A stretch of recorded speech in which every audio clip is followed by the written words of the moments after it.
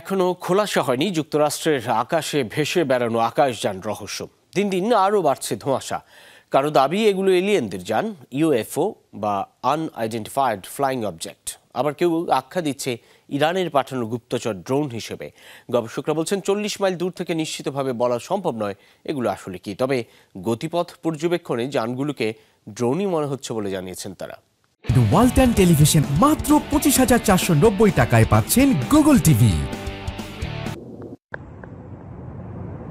গেল কদিন ধরেই নিউ জার্সির আকাশে ভেসে বেড়াচ্ছে ড্রোন সদৃশ মনুষ্যবিহীন এসব আকাশযান।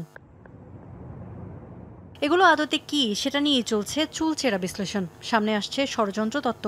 অনেকের দাবি যানগুলো মূলত ইরানের পাঠানো গুপ্তচর ড্রোন, আবার কেউ এগুলোকে আখ্যা দিচ্ছেন ভিন গ্রহের প্রাণী বা এলিয়েনদের যান, ইউএফও। মন্তব্য করেছেন নবনির্বাচিত প্রেসিডেন্ট ডোনাল্ড ট্রাম্পও। ভাষ্য, প্রশাসন খুব ভালোভাবেই জানে এগুলো কি, ইচ্ছে করেই গোপন করা হচ্ছে তথ্য।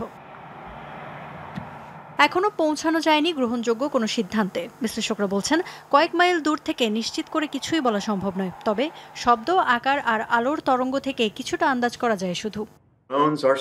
প্রোপেলার যত বড়, শব্দ তত বেশি, আর ফ্রিকোয়েন্সি যত কম তত দ্রুত হবে গতি। এখন একটা হেলিকপ্টারের কথা ভাবুন, কত জোরে এটা শব্দ করে আর কত দূর থেকে শোনা যায় সে শব্দ।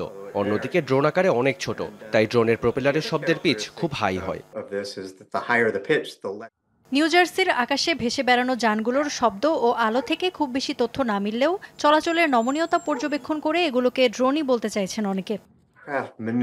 হেলিকপ্টার, বিমান বা মনুষ্য বহনকারী যে কোনো এয়ারক্রাফটে চলাচল খুব নমনীয় হয়। ডানে বাঁয়ে মোড় নিতে গেলে থামতে হয় না, কিন্তু ড্রোনের ক্ষেত্রে গতিপথ বদলানোর সময় এটা একটু থামে। নিউ জার্সির আকাশে দৃশ্যমান যানগুলোর গতিপথ পর্যবেক্ষণ করলে তাই লক্ষ্য করা যায়।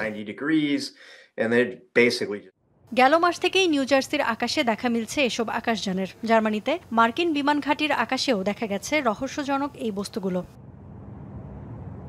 ইফাত আরা খন্দকার, যমুনা নিউজ।